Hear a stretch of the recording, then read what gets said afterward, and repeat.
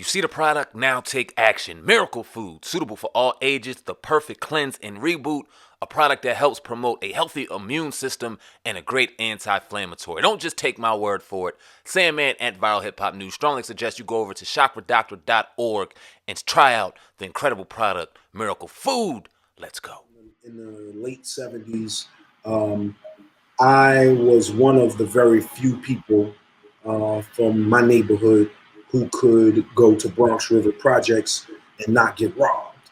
And that was because one of my OGs, Spider, rest in peace, he treated me like I was his little brother, and he wouldn't allow any of the dudes from Bronx River to rob me.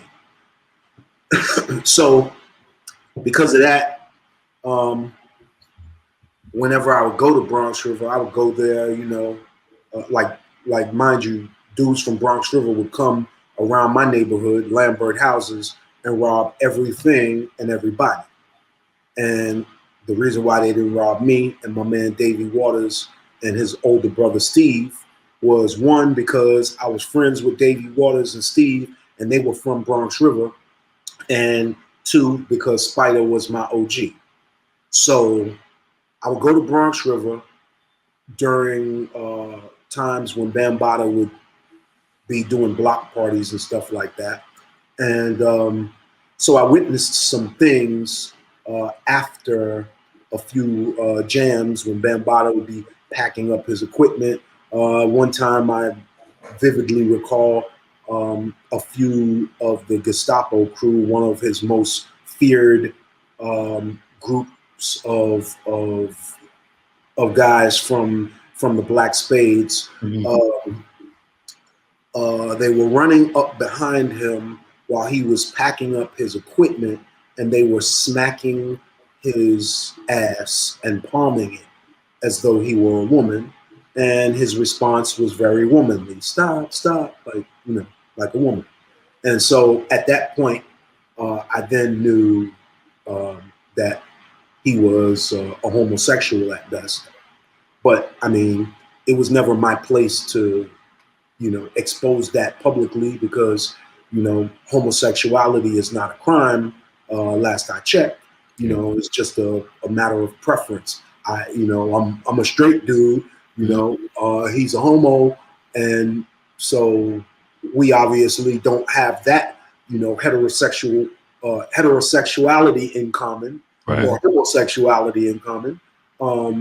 But I respected him because of his contribution to the culture, and he never came at me like that. I do know a few people who he did approach in that manner, and unsuccessfully, and they shared that with me. They did not publicly out him, but others that he did that to, from as we see now, have. And did I know about them during the time when they were going through that abuse? No, absolutely not. Did I know about that? He was imposing these sexual improprieties on young boys during that time? Well, because I was a young boy at that time, it didn't dawn on me at that time that he wasn't a pedophile at that time, because he was around the same age as us, maybe a couple of years older. You know what I mean? So at that time in the 70s, it would not have been considered as pedophilia. It was just homosexuality. But moving forward, today, I guess if he's, engaging in, sexual activity with, young men who are, well, in New York, the consenting sexual age is 17.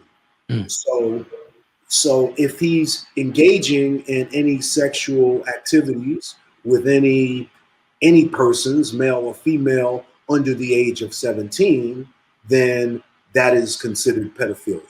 But other than that, I would imagine that once they turn 17, that is a consenting age, and so you're not liable for any legal recourse as a result of that. Yeah, well said. Now, there's a lot of rumors going on, and we appreciate anybody's perspective that has been around during that time and kind of has a perspective on that. One person that took backlash was the legendary KRS-One, who seemingly, and I'm paraphrasing, I don't want to say defended it, but almost kind of made, I don't know how I want to word it, but he pretty much just said, let's look past that and just look at the man for what he's done in hip hop. What do you think about that?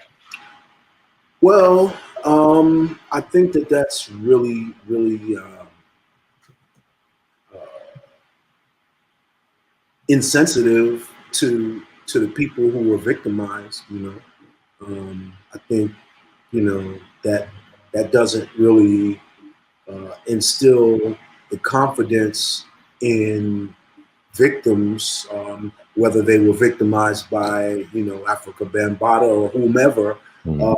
Anyone that was privy to the message that KRS-One conveyed to the public at large as a result of Bambaataa's actions, to me, that implies that you have no sympathy, no empathy for these people who sustained this life-altering and heinous act. I don't think that was cool, and I don't know, the justification. I don't know the reasoning behind it. I have my own personal thoughts as to the reasoning, but it's not something that I care to share publicly because I don't want anyone to accuse me of being a hater or being homophobic or any of that. But I do have a moral compass, and I do have a conscience, and so when I see people sustaining such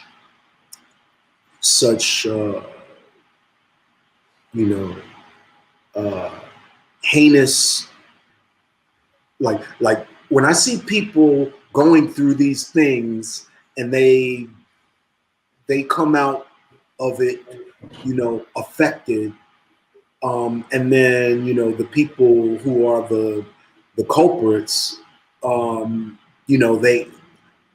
they act as though they're innocent, or they don't have any kind of sympathy for the people who sustain these crimes at their hands. Yeah. To me, it says something about the culprit, Bambaataa, and it says something about KRS-One.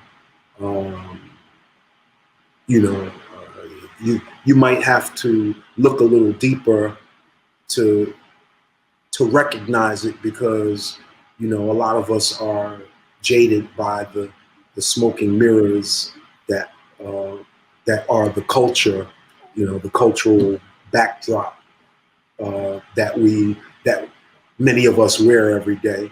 And so a lot of us aren't being held accountable for the things that we do in everyday life because of the fact that we've contributed, in such a profound way culturally. So, but to me, that doesn't negate us from being accountable. Right.